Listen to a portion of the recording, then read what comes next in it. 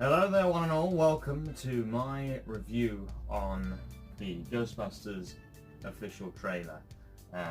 Still a little bit more of a teaser trailer at the moment, a lot still to come I'm sure, but I just wanted to go through these things. Now I don't normally do like full video reviews and speculations on things, but I just couldn't help myself with this. As we all know, the last Ghostbusters was there's stuff there to go on for days about for both sides of things, so we won't go too far into that. But this one I think really hits the nail on the head. There's a lot of homage here to the originals. Some great stock footage that they found that they've used in this, and I think there's also telltale signs for something else to come with this movie. I think the casting is great. What's going to be coming in the story, we're going to be discussing here as well, slightly some theories that I have. Now I'm a big fan. I've got a bit of collection myself, more so at home as well, and my brother's always been more for instigating that further with his own fanship of this series. So I will have a little bit of speculation, but obviously at the end of the day, I don't have all the facts. No one does, with the exception to Ivan Reitman and Jason Reitman themselves. Maybe the crew have been fully informed as well, I suspect, on that process. So yeah, the whole of the Ghostbusters team probably know about it, but not the general public. So it's kind of fun figuring out what that might be leading to. There are a little bit of concerns still. I think the special effects on this are great, but I also do think at certain points it's looking a bit glossy. I'm not sure if that's just because it's early stages and they're finishing off it, but yeah. Kind of see how that finished product looks, but so far it does look pretty spot on. Excuse me. So let's get into it. The first part. So as you see, there's the official sign there. The official sign's got the worn effect made on metal, but quite cool. I do like that whole aspect. Now I am going to draw some theories along the way as we go from the cartoons as well as the series and the comics as well. And the book, the official book, telling the story too. There's little bits along the way that we will figure out here. I'm surprised as well, there's certain things that haven't been pegged up by people, which is really shocking, which is why I've been pushed to do this video. I just feel it's necessary to point out. So here we go.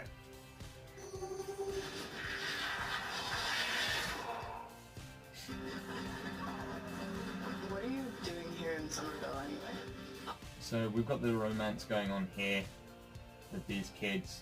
Now, with the shooting out of energy that comes out from the bottom, I really think there's something to this that we haven't seen being explained. I've got a feeling that shot of light is the same kind of shot of light. Yes, you would think, oh, that's probably Slimer.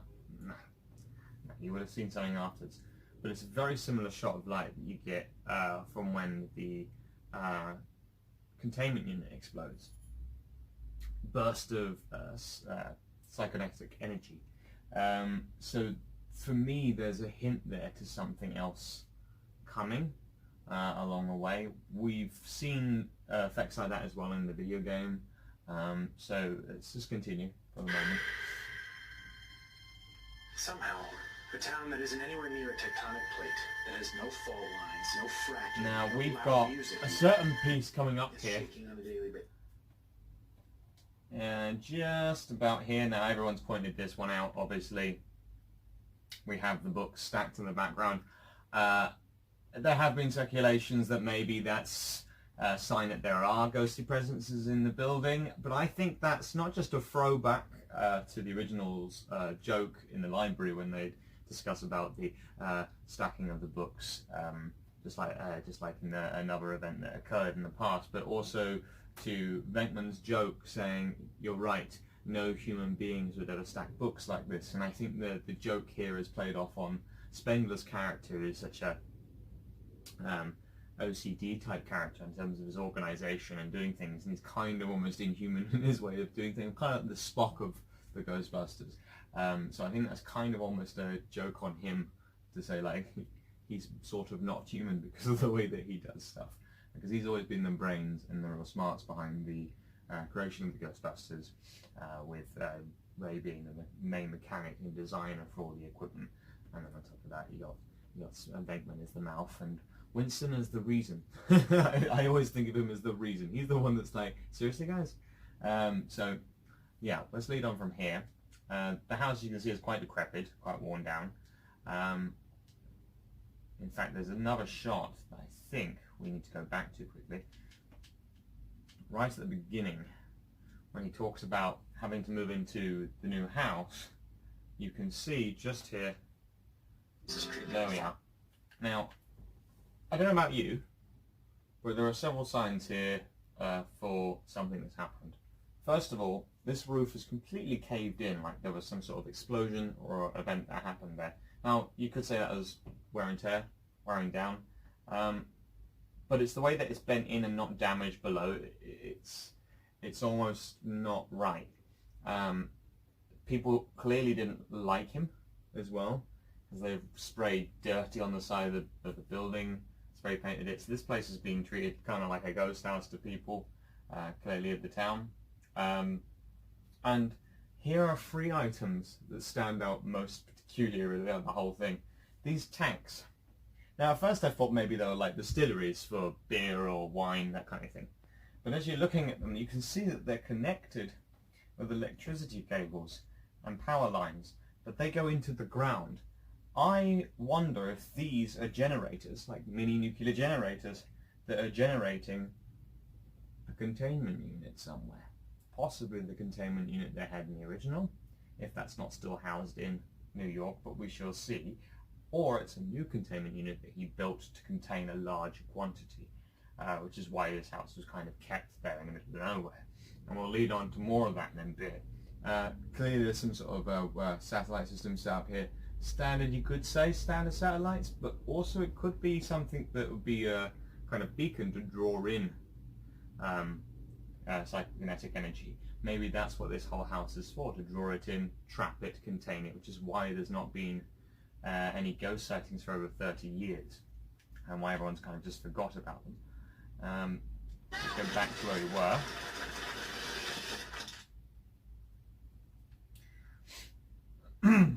Now we get this moment here. She discovers the trap under the floorboard. Now, the reason why I want to bring that up is she then is in the cellar with all the equipment.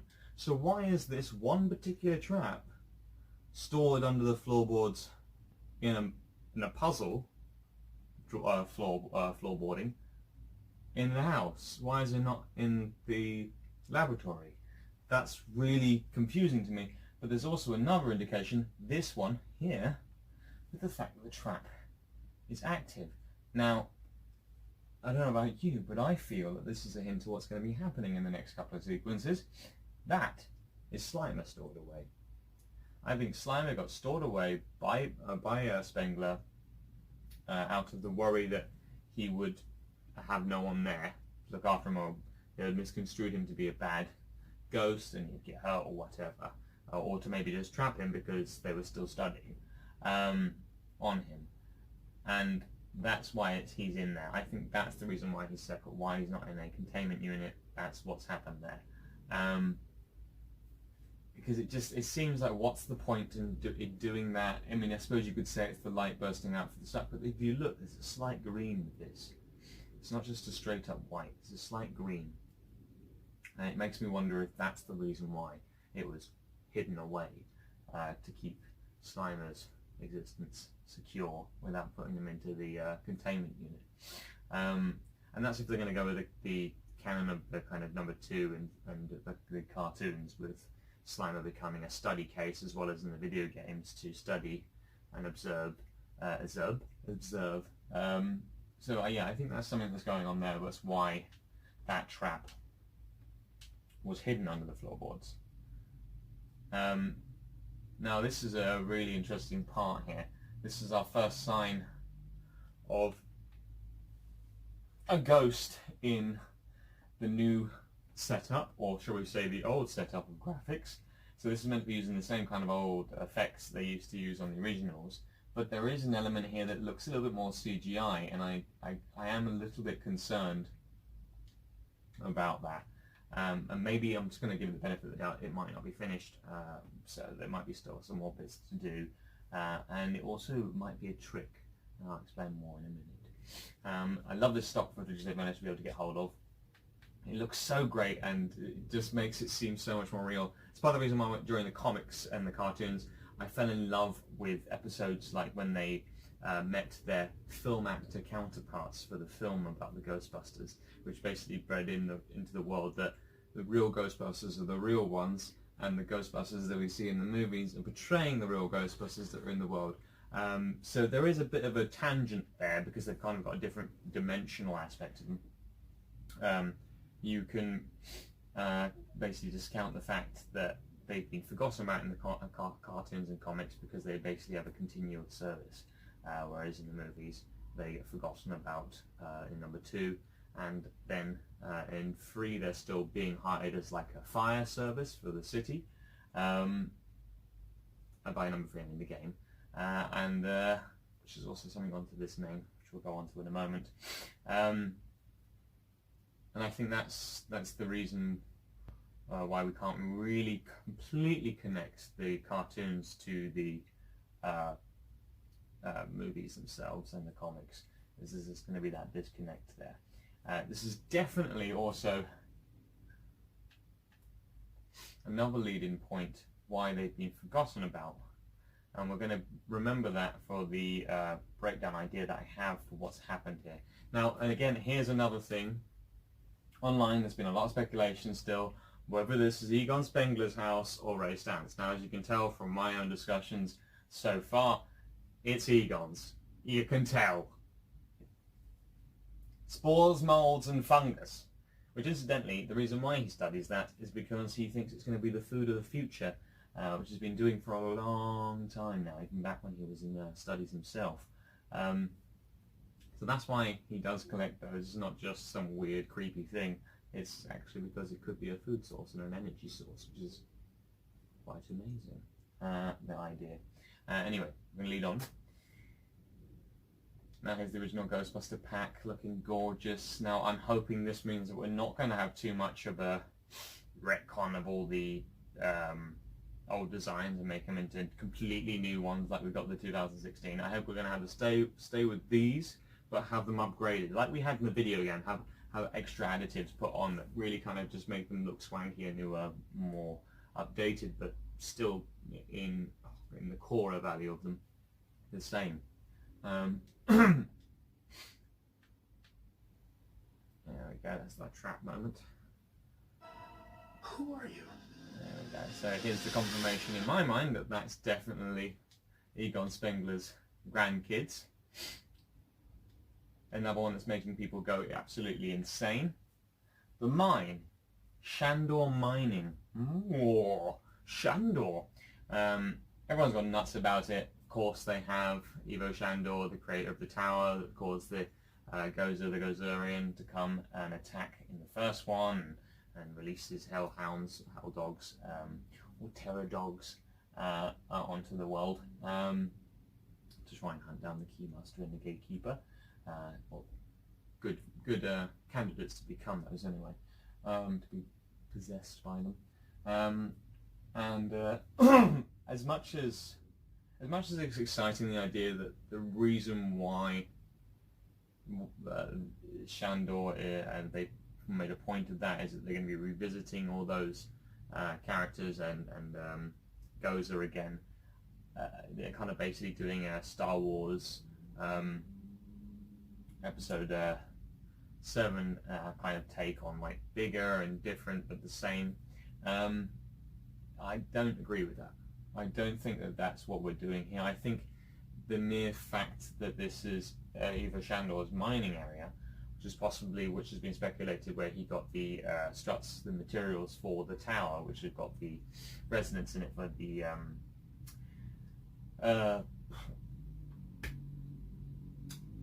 ghost particle things. I can't remember the name of it right now. I just said it a minute ago. But to be able to make the tower resonant with entities, I think that that's something to do with why Spengler is here, and I think it's not so much of a simple case of a summoning or anything like that. I think it's because this stuff is like magnetic, and I think it causes a doorway into the other realm, the plane of existence that is the ghost realm, which we get to see in not just with the Ghostbusters video game, but also the cartoons, of course, as well, and the comics. So let's move on from here as we go along. A little bit more lovely noise and music. Call it karma. That's probably my most exciting moment of this trailer. The lines from Peter Venkman there, Bill Murray, legends. Almost kind of maybe a little bit teary-eyed at the same time as excited, because it's just beautifully set up and it does make a lot of sense. And I've got a feeling this is going to lead us in even further as well with the storyline. Yes, it's going to kind of link in saying it's fate, like karma, that these kids have come together and they're going to be becoming the Ghostbusters. That's kind of the little side note they're making there. I believe that everything happens for a reason. So here we are. What the hell is that, one wonders? Now, the astral plane that we've seen in video games has got an orange glow to it. In the cartoons, it's got an orange glow to it. This looks like it might be inside a chasm of a mine, perhaps. I think that this is a doorway that opened. It's been opening. The Egon became aware of, moved down there. They set up camp to go and close it, but pull ghosts into it. Perhaps is what they're doing. They're trying to cause a reverse effect. The vibrations are being caused now by an overload. It's not able to contain them anymore, during which time there's a possible storyline there, which I'm not going to quickly, we'll finish the end of it, then we'll go back to it. So that is, I think, a pinnacle moment in the movie. I would say that that's right near the end. Not at the end, but I would say 20 minutes before the end. Maybe 25 at most. So that's something that's quite surprising they put into the trailer. She's clearly looking back at something that's quite shocking, not just, I don't think the rest of the team, I don't think even they've got together as packs yet. She maybe discovers this on her own, or with that little kid, run out and get themselves prepared from figuring out some things while they were down there. Anyway, let's move on from there. There's our hell dog. Oh, let's go back one more go. Nope. Come on, darling. There we go. I believe that everything happens for a reason. Just going to stop that so I don't get called on it. There we go. Okay, now that was definitely a hell dog there. That's a terror dog or a demon dog, whatever you are happy calling it. I call it a demon dog or a terror dog, a hell dog, depends on my mood. Come on, darling. There you go. That's the shot of the side of the building that I was saying about. It's clearly run down and got the word sprayed on the side of it, dirt. So again, this place has been treated a little bit like a ghost house. And there she is. There she is. The Ghostbuster car, looking gorgeous as always, even when she's covered in dirt. Which must have really broke their hearts, because they renovated this bad boy up. Maybe they got a whole new model, but that would be difficult. They renovated this bad boy up and then they had to dirty it down. I must have been like, why? But at least they had CD players in the back of it now, so they could listen to music on their break. And let's continue on. So there's the Ghostbuster car. There we go. The side gunner's seat. That's an awesome little additive that I think it was something that they thought about in the past with the original designs when Dan Aykroyd was working over it with Howard Ramis, even back when it was a more of a blues car, black kind of gothic style with purple lights. I think that was an idea concept back then. It got implemented into the game and the cartoon, the comic books, and now we finally got to see it in the real on the Ghostbusters car itself, which is a great homage to, you know, the front cover of one of the comics and the cartoons, which is just, you see all the Ghostbusters, there's one leaning out of here, while you've got Venkman sat on the roof as they're chasing after Slimer. That's another thing that's happening here. So we're going to go back to that trap. I think that they discover this trap that contains Slimer. I think that trap accidentally lets it loose. They accidentally let that one loose. Gets out, goes into the warehouse. They find out that he's there. They're like, what do we do about this? They start thinking about it, and then they realise all the equipment's on this. They go, oh, well, we can use this. And they go out and try and catch it on their own as a first try. And that's what we're chasing here. I don't think it's just a random ghost. I think that this, if you look, has all the movements, the motion and shape of Slimer. And for me, that's clear evidence that we're looking at a Slimer here. It's Slimer. It might be not a misdirect. I personally think it is. I think they're going to be finishing off the filters on that and changing it over. It's got everything else, the shape to him, just not the colour and the face. But everything else is there. And I think that that's what's happening. I think we're getting a misdirect to hide what's happening in the story here, and that's really a semi-action moment, but more of a discovery moment of Slimer, which is going to be quite a fun little bit, I think, at the end, because it doesn't look like it's at the point where everything should be getting to a crescendo in the story or major point. I mean, it seems like they're really just discovering things.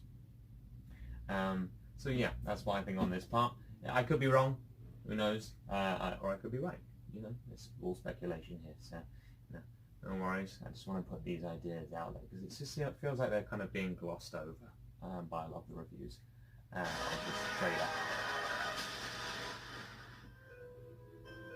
And there we go, the end. And that's there. One of the most important parts of this trailer. And in fact, the movie itself. Ghostbusters Afterlife. Now, I was discussing this with my partner Holly Payne, and we were talking about bits on this. Now, she's quite a geek, quite a nerd as well, and so am I. But when it comes to Ghostbusters, she's admittedly said that I know a lot more, but she herself knows a lot more about film, and she pointed out to me that why it's not called Ghostbusters 3. And I thought, okay, figure that the Ghostbusters game is considered to be the Ghostbusters 3 movie. So if we've got this Ghostbusters Afterlife, why didn't they call it Ghostbusters 3 still? Why didn't they call it Ghostbusters 4? Why did they go with Ghostbusters Afterlife? And Holly pointed out to me that this might be a sign, because we know everything from the breakdown of this movie has been directed towards a sending off of the old Ghostbusters to a arrival of the new ones, a new generation, a new fanhood, continuing on the story of the Ghostbusters. So even when it came to Ivan Reitman reading the script, he said it brought him to tears. And if you want to handle the Ghostbusters well, I've always thought in my head since then, like, what have they done to make that work? And at first I got all giddy and thought, oh, the Ghostbusters are going to be there to help them and guide them, and that's where it's going to be cool, and they'll be fighting with them, and we'll see a continuation of all 8 of these new characters. So all 8 of these Ghostbusters with the 4 originals. But with the name Afterlife, now I tried to argue my case. I said maybe this is just towards Spengler. Maybe we're going to see him as a ghost, but I just don't imagine them doing that. It's too solo in a way, and it doesn't give the send-off for the old team either. It's not complete completion. They talked about using old stock footage. I think what we've got here, this is my theory, so put in the comments what you feel about it. Personally, I think this is pretty much what's possibly going on in this movie so far. They come to this town where Egon has apparently got a farmhouse, which is not really like him. The farmhouse, though, could have originally belonged to Ray Stantz, that Egon then took control of, or bought, or kept for his own purposes. It could be a joint ownership, which is why it's under his name as well.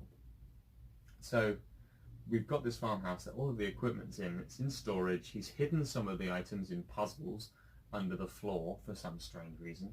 The Ghostbuster car's there, all the things you'd expect they would need for trapping ghosts.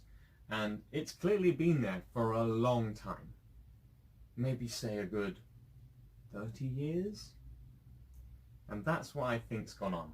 These two grandkids of Egon and Egon's daughter have become broke, almost homeless, and they've had to come down to a decrepit old building as a last resort.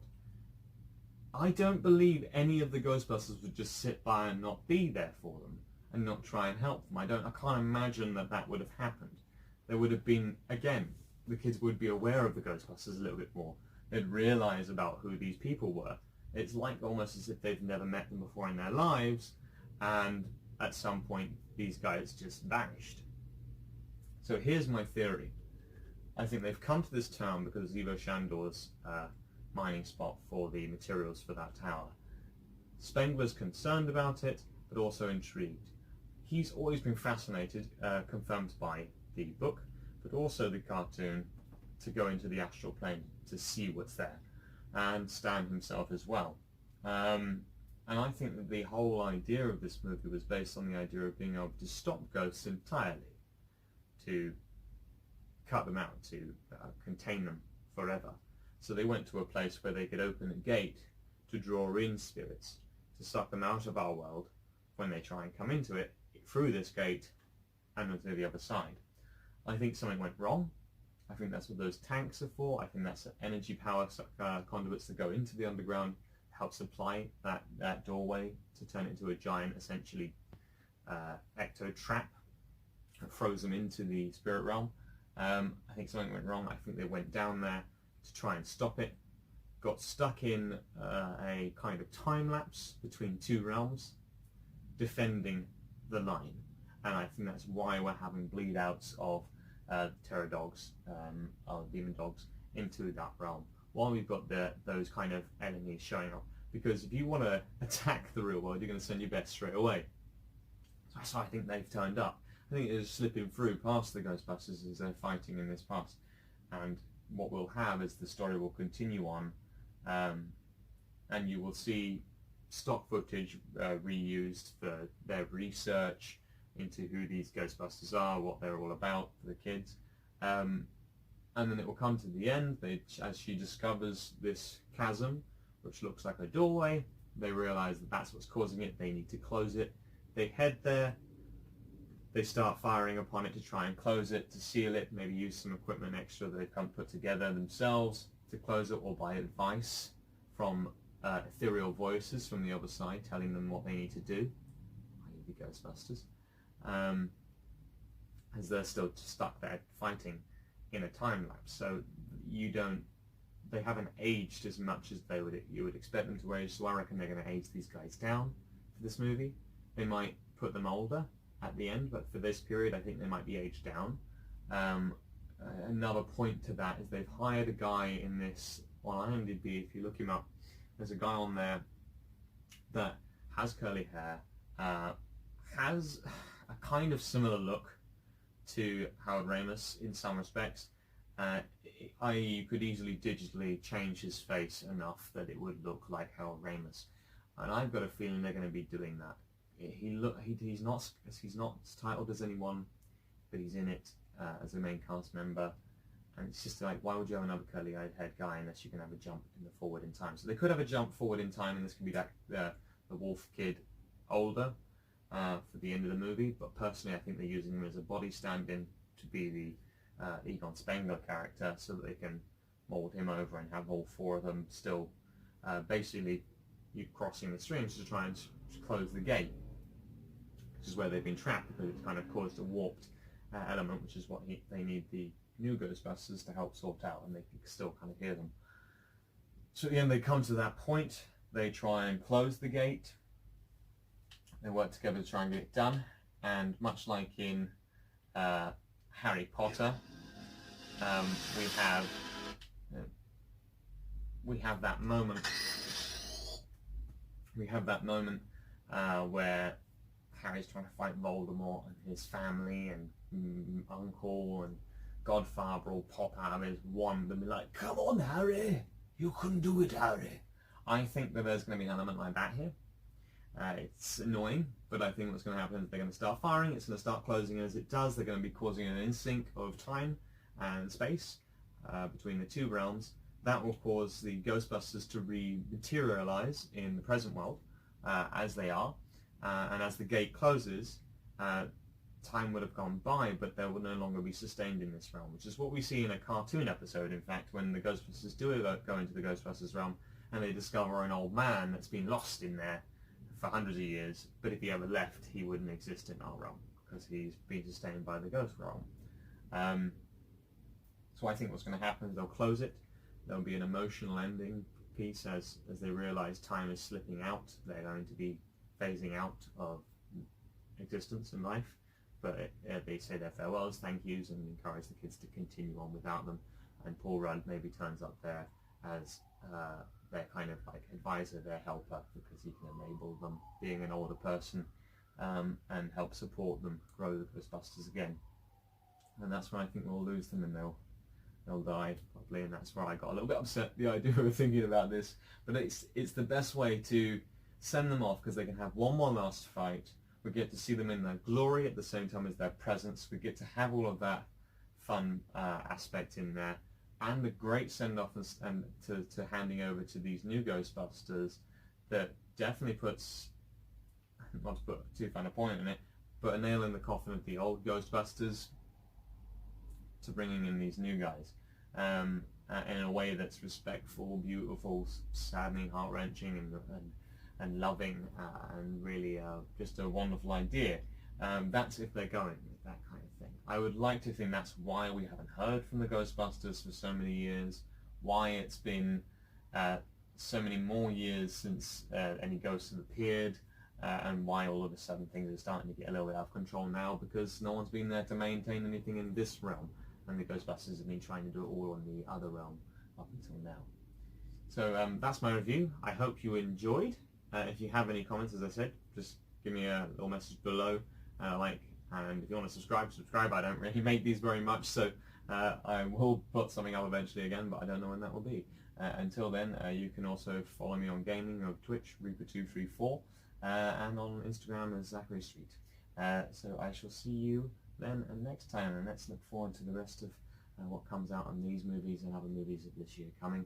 I won't be doing another speculation on this. I'm going to leave it to rest from there. I'll let you guys do that if you want to. But personally for me, that's it. Thank you again. Goodbye.